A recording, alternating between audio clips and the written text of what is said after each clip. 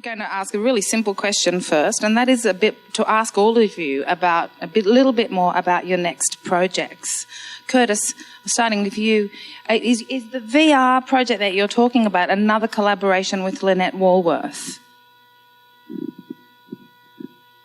Yeah, it's another collaboration, but for that project, I guess, Lynette's collaborating with local people from that area, and I guess for us, it was just to talk with some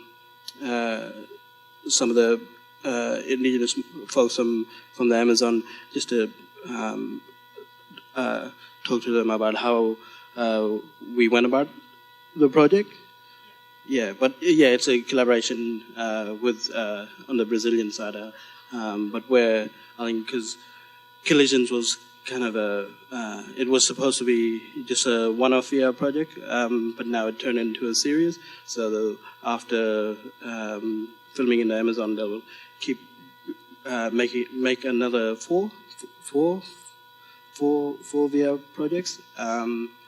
But yeah, it was just awesome to just be one of the first ones to work on Collision that started off these other exciting projects that'll go on and have their life of their own. Sorry for this pass the parcel approach, but I think it's easiest. Jonathon, can you talk to us a bit more about the actual work in the sculpture park and your plans for that, please? Glenorchy Art and Sculpture Park, or GASP, has so far been about 8 years in the making. The first kind of 6 or 7 years were clean-up of the riverfront. It was a disaster. And then the commissioning of some extraordinary infrastructure, all of which my predecessor developed. There are now 2 international award-winning sculptural pavilions, an amazing boardwalk across the water around the waterfront, and there have been a few over the last couple of years. There have been a few projects developing around a program called Swimmable, which is all about whether the river is swimmable or not. And so there's been some really interesting art and science collaborations happening. You can see all of those on the GASP website. I came into the role about 18 months ago with the charter to really grow the art and culture program because, the infrastructure's in and it's now time to really fill the space. And, as we all know, sculpture these days is a really complex and movable feast, and the local council still thinks it's bronzes or on plinths and stuff, and a lot of the community thinks it's knitted trees, and we think it's international standard projects which engage the local international, the cultural diversity of the northern suburbs of Hobart in particular, but also all of Tasmania. So my ambition for the project is to foster major projects at an international standard which really create pathways for local people to collaborate with major artists to develop work on site. And that'll be the full gamut of what sculpture is today, but also what art and culture programming is. A lot of the projects at GARP so far have been ephemeral, and that's been driven by the artists who are working on them. That's what the artists have wanted to do. And in many ways, I love that sense of the space being always renewed each time, and it's really powerful. But there are a couple of big permanent works in the wind. I can't talk too much about those yet. As I briefly mentioned, there's a big New Year's Eve event coming up. We ran it last year for the first time with a Finnish artist who performed in phosphorescent costume with 6 local dancers. It was extraordinary. We also had Chris Abrahams from the Nexus playing 2 hours of experimental piano. That was extraordinary. It was a beautiful way to kick off the new project. This year, we've got a 4-hour program of experimental sound art and music curated by a local sound artist. Artists coming from across Australia and Tasmania. And then that will lead into 2 amazing dance performances, which are both Devil dances, which I mentioned. So it's the Gooniyandi mob from Fitzroy Crossing coming down to perform the dance they revived in 2012, which is phenomenal. And they're working with the local Tasmanian dance group called Pakanaga Kanaplila. It's their first major project. They're reviving a Tasmanian Devil dance, which was last performed in 1947 at Waibalena on Cape Barren Island, which is a very powerful story because that's where the last surviving Aboriginal people in Tasmania were shunted off to by Robinson. They were sold a lie, and some of us know that full story. But the figures that I had up on the screen about the population in Australia, they're all from the latest census. The latest census also says that Glenorchy is 5% Aboriginal population, which for a city is a really significant high figure in a small city. And so, this is a highly significant opportunity for some local Tasmanian dancers to redevelop a performance like this. So it'll be very exciting. And you, Tess, can you tell us what you're up to next? So my next project is actually a book, which is, to be honest, such a relief after working on a biennial. And I think it's also a way to, when you work on a book, it has such a different lifespan to something like a temporary exhibition. So I'm really excited about that. So the project is called Absolute Humidity.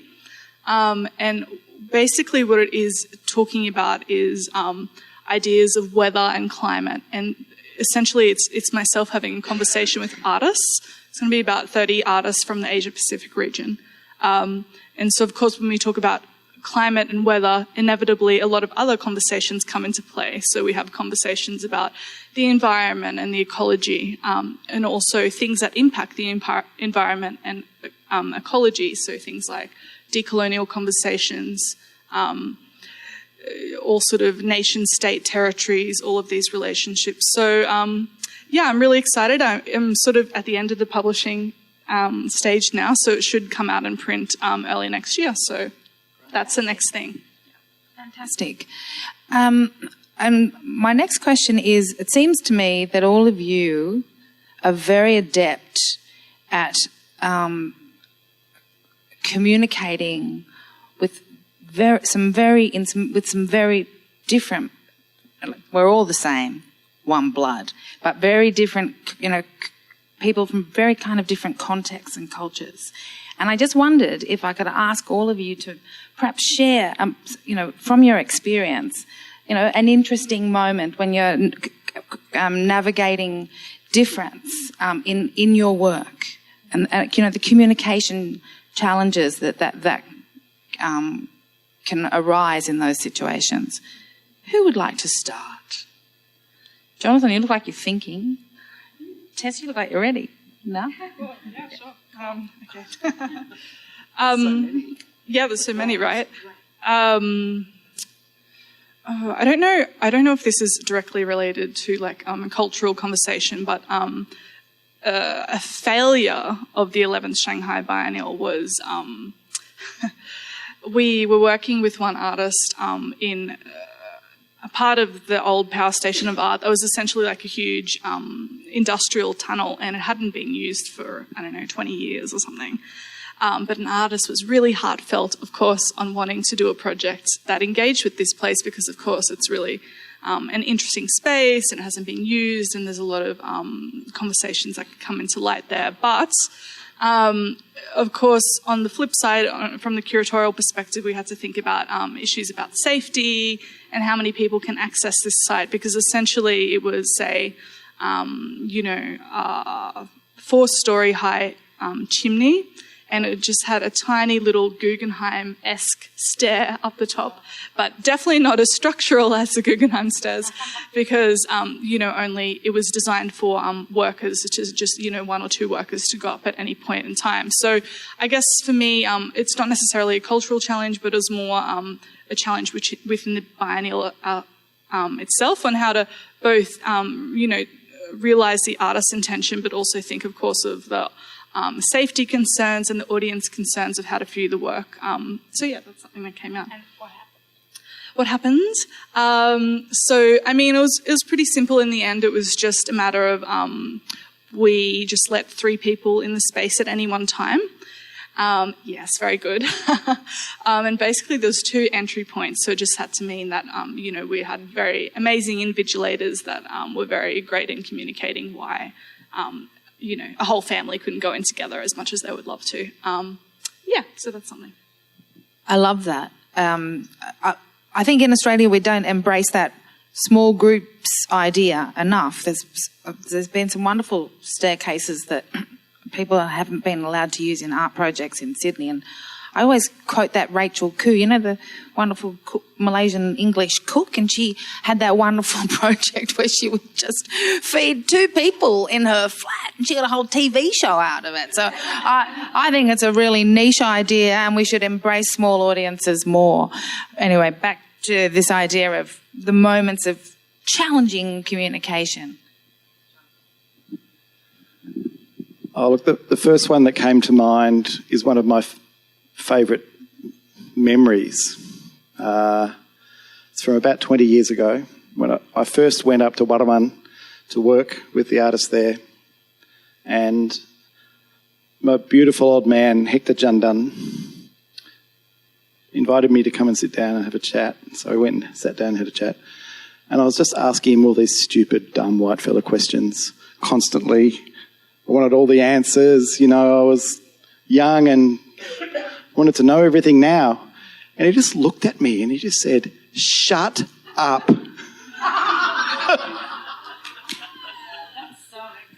And all of a sudden I just realised that's all he needed to say, and then he just burst out laughing. And I just realised that, yes, I need to listen. And I've carried that with me for the past 20 years. Every time I talk to someone who I've just met or someone from another culture, it's the first thing that pops into my head, and it's just shut up and listen. And us white fellas are so bad at doing that. So it was a beautiful lesson, and I thank him all the time for that.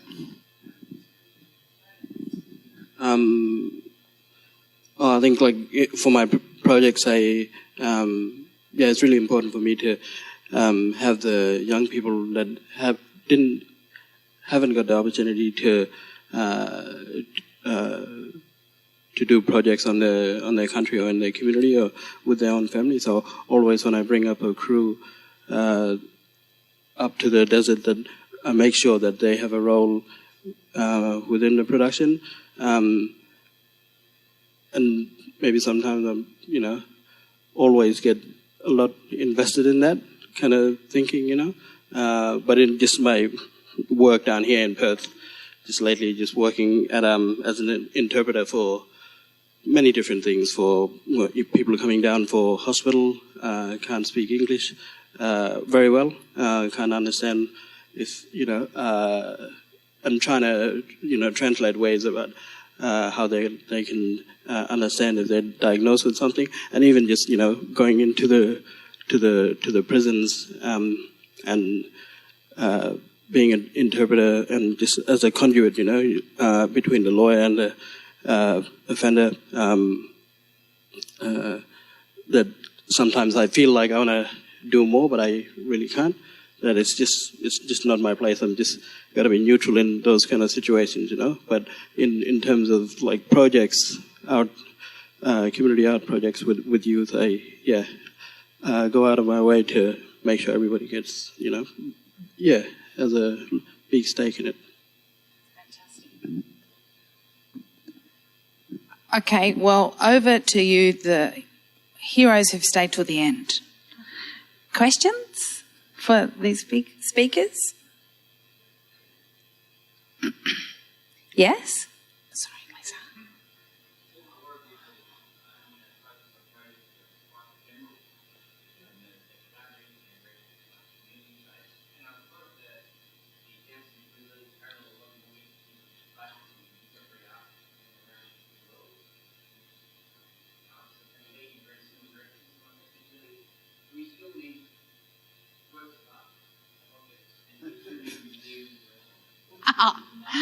Oh, how mischievous. Tess. Yeah, I think that's a really great question. I think, and I think this is a question that all industries are actually grappling with in the wake of, the digital shift. How do we engage with audiences or clients or whatever in different industries? But for me, I think it's about having a multiplicity of things. So I guess for my projects, I think it's really awesome to engage with new technologies and things like that, but also, to remember some amazing traditions that have gone on for so long. So I think it's really about not seeing things as a binary or one or the other, but just engaging in a multiplicity. And that's my answer.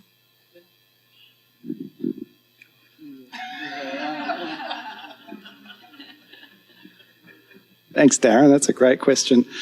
One of the reasons I took on the role at GASP is because there's not a museum there.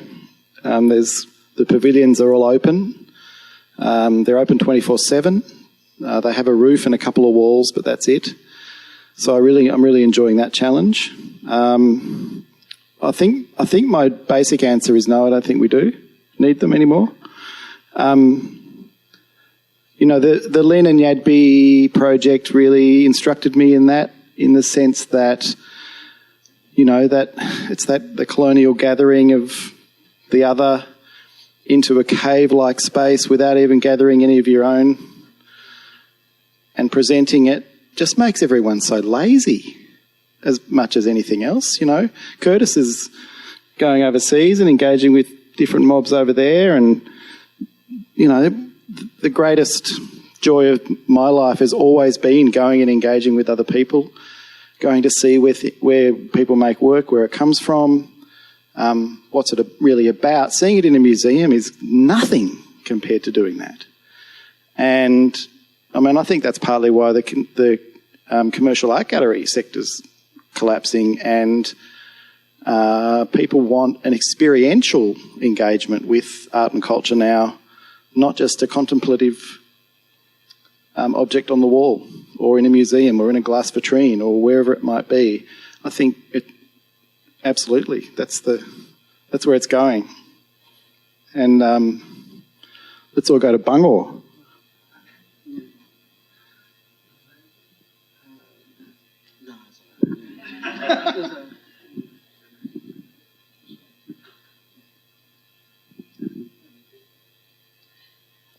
After I have a go, you may want to say something, Curtis. But not that I'm speaking directly to you, but you may want to. That's a fantastic question. I'm inclined to occupy a similar position to Tess. Having said that, I worked for many, many years in galleries, and now I don't want to ever really do that again. I think it's boring compared to the opportunities beyond the gallery, and so that's a kind of a personal place I've found myself in. And it's really funny being a curator at the Museum of Contemporary Art. Because I'm the only one that works there that doesn't work inside the museum. It's sad sometimes because I have no power inside the museum in terms of programming, but it also gives me a freedom. The other curators are a bit jealous of the freedom of C3 West, the relative freedom, I suppose. And then I heard one of them express really great angst about just what you're talking about, the death of art. And she was serious, and she was quoting, scholars and such. And so I thought, well, that must be a hard position to occupy if you're in the museum and you're thinking that perhaps art is dead. So I feel really pleased that I don't think art is dead, but I don't think object-based practice is dead at all. I do think it does raise the bar, though, for what's going on inside the museum. And something that Paul Chan said which comes to mind, which is never, ever have artists worked so hard to reach audiences. And I think if artists aren't doing that, they might be left behind. And just my final point is, we just opened at the MCA in Sydney a beautiful show curated by my colleague Natasha Bullock of Pipilotti wrist. And I mean, I know it's not for everybody, but it's definitely for a lot of people. She breaks records wherever she goes, and it is so, it's that word, it's experiential, and it's just technically dazzling, and I would argue it's extremely good work. So I think art is alive. Curtis? Okay, not a question. That is not a question for Curtis. Yes, Anna.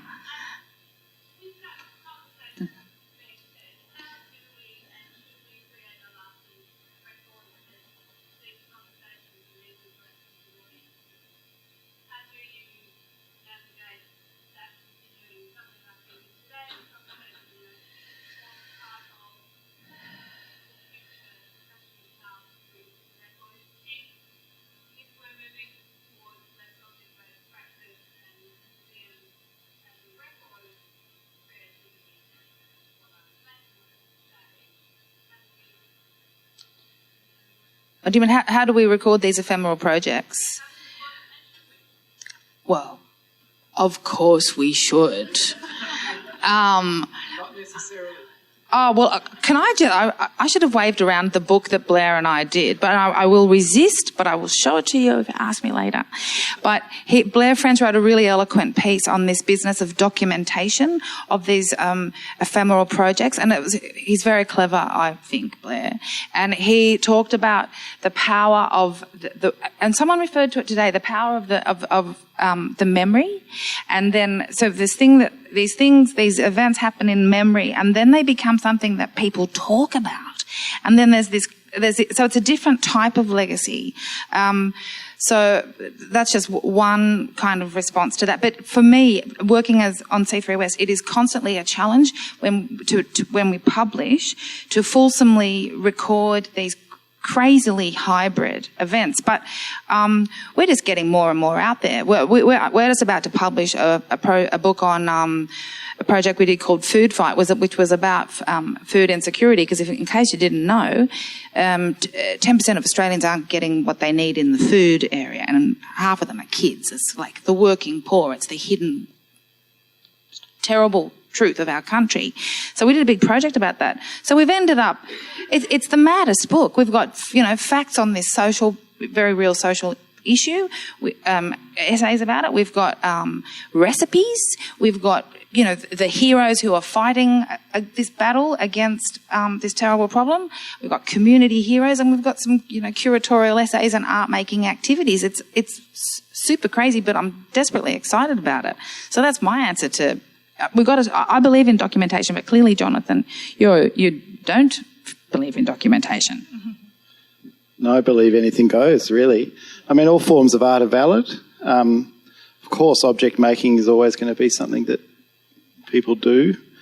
I just think in the dominant, westernised society, that, the sense of the archive, the requirement that it must be written down for it to exist, the endless storage of all of this stuff that most people don't ever see is kind of bonkers. And actually there are so many cultures around the world where oral knowledge, oral storytelling is the way stories are kept alive, continued, and part of the project, that present project that I showed, that we presented at GASP recently with Sasha and Petri, was in collaboration with the Tasmanian Writers' Festival, and it was all about oral knowledge sharing. That film is all about oral knowledge sharing. And we attempted to bring out storytelling again in the community, and it didn't really work because people are so unused to telling their story publicly or with each other in that way, and so unused to valuing that form of recording and sharing. And it's something that the art world is starting to really engage with, you know, the whole global modernism discussion is largely around that, and recognising the full global diversity of creative practice and how it's shared. I mean, right back to the first artists on the planet making work here. It's, you know, that's how a lot of that work is shared. There are also great galleries, but there are also, you know, tens of thousands of years of ephemeral works that don't exist, but the story still does. And, you know, the whole gamut is valid, but I think we miss about half of it if we don't question if we don't do what we're doing right now. You know, it's, yeah.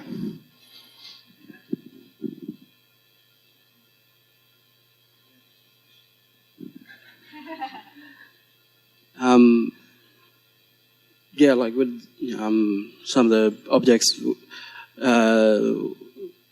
like I'm just talking about just a model experience from the Western Desert, that some of the objects that were made, whether it be for, you know, public or, you know, only for certain people, a lot of people, when they, I think, were making that, being there, having that experience at a time of making that art together was something that, you know, those individuals took away.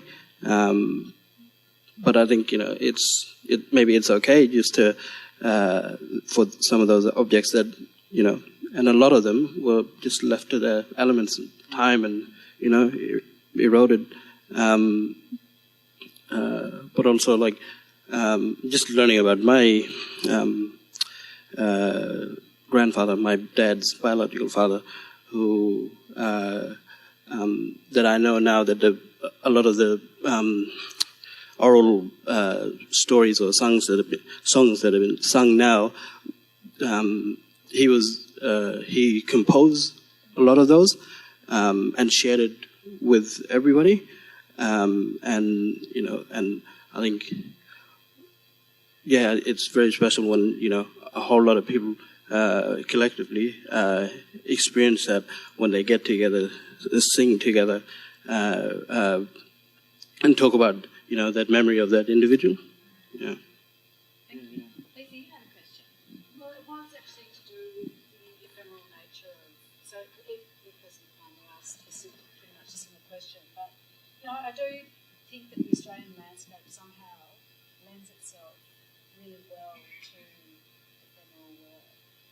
I don't know what it is. I don't know if it's the history of our landscape, the spirits that are left behind, or the nature of the way the dirt is, or I just think that there's something there that we haven't explored even enough, or we always put down or something as if it's not worthy enough, or it doesn't have the same resonance because it doesn't have, you know, it's not even, it can't be transported in a museum easily. And so it's pretty much what everyone's been talking about, but it's definitely sort of making me think about it, and I have been thinking about it a lot lately. Can I share a quick story about the Rock Art Valley in northern Italy? One year I was there at a conference. It was a World Rock Art Conference. There were people from, you know, every country except Australia, really. And after the first day, there was a French rock art expert who had been speaking about a number of things. And earlier that year before I went, I'd shown some images of some of the rock engravings in Valcamonica to some artists at Warrakurna in the Western Desert. And they said to me, do they know the stories for those paintings, for those engravings? And I said, well, I don't know, I'm going to the conference, I'll find out. So the thing that became very clear through that conference is that a huge amount of knowledge about those rock engravings has been lost. There's a very similar parallel to here. And I was speaking to this French expert, and I said, what about the idea we invite some Aboriginal people from Australia who have told me they have some understanding of this work to come and address the next conference? And he said, oh, no, we can't do that. And I said, why not? And he said, because the lack of knowledge of the original meaning of the rock engravings means we can give them our own meanings. He was actually celebrating the fact that the knowledge had been lost so that rock art experts could reinterpret them in the way they wanted to. And, it was quite a pervasive attitude. And, there are sites in Western Australia with rock engraving, with thousands of rock engravings that are also being ignored. And the parallels are so clear. And yet, even that, Western culture that wants to write everything down and have full knowledge isn't even doing it. Then it's imperialism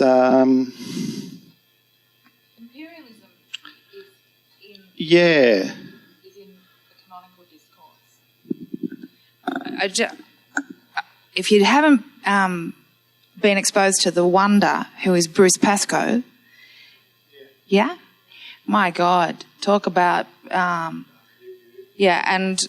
all that kind of obfuscation and actually downright lies about objects, Aboriginal objects in collections. And I'll just make one point, just the point that he makes again and again about the cultivation of the land and grain, and the fact that Aboriginal people were making bread before the Egyptians.